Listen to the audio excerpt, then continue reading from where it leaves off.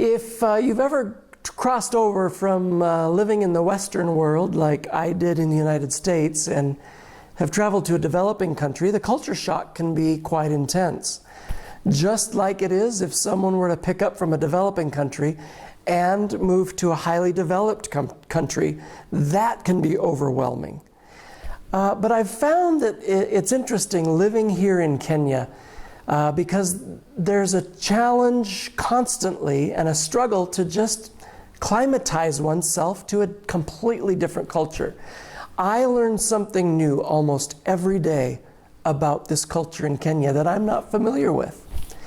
One of the interesting things living here is that when Kenyans see my white skin, there's most often an instant assumption that I am very wealthy. And frankly, comparatively, that is true. I am wealthy compared to most Kenyans. But I think many times Kenyans think that I have a whole lot more money than I really have. One of the things about living in the mission field, and for those who are missionaries, they know this full well, it's a life of service and of giving that oftentimes can be very tiring and wearying. And yet it reminds me of the Apostle Paul when he said that he poured himself out as a drink offering. In other words, in Philippians chapter 2, verse 17, he says to the Philippians, I pour myself out as a drink offering for the sacrifice and service of you, the Philippians. And I take great joy in that, and I rejoice with you in that I pour myself out as a drink offering. Paul was saying to the Philippians, I've struggled really hard to see you come up in the faith. And it would be terrible if I had to watch you fail in your walk with Christ. I don't want to have struggled in vain, pouring into you and pouring myself out for you, only to have your walk with Christ crumble and fail. Paul knew that in the ritual of sacrifice, both in pagan cultures and in Jewish culture, that one of the things that was done was a libation cup. A cup of offering was lifted up and either poured on top of the sacrifice or poured out at the foot of the altar in honor of the deity to whom that sacrifice was being made. And he uses this illustration metaphorically of himself being poured out like that cup of libation as a final gesture of offering, pouring oneself out as part of the sacrifice in honor of the deity. Can I just encourage you today? Don't ever be afraid to pour yourself out for others.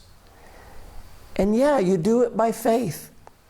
You do it believing that as you pour yourself out, something is happening in the lives of those around you, that they're catching the spirit of sacrifice and of service to our Lord. And that as you pour yourself out for others and as you give yourself away, that somehow that's going to take effect in the lives of those who watch your life. And your sacrifices won't be in vain, because those who are watching you and working with you and who are around you will catch that same spirit of service and discipline and sacrifice that'll go on to the next generation and go on to the next group of people. And your labor in the Lord will truly not be in vain. Don't hold on to your cup. Let your cup runneth over, and where and when you need to, let it pour out in honor to the Lord as a sacrifice. Jesus, his sacrifice was once and for all. But Paul made it clear, and in Hebrews 9 it says Jesus' sacrifice was once and for all. But in Romans 12, Paul makes it clear that metaphorically, Christians are to continually pour their lives out sacrificially so that others may benefit by that and be followers of Christ in a similar way. God bless you. Thank you for watching Soul Steps today. We appreciate it. Please remember to visit our website at soulsteps.org. There you'll find opportunities to ask for prayer. There's a list of volunteer needs that we have so you can help us grow and develop our team and this work. And it'll show you opportunities for giving financially as you're able. We appreciate your support in every way.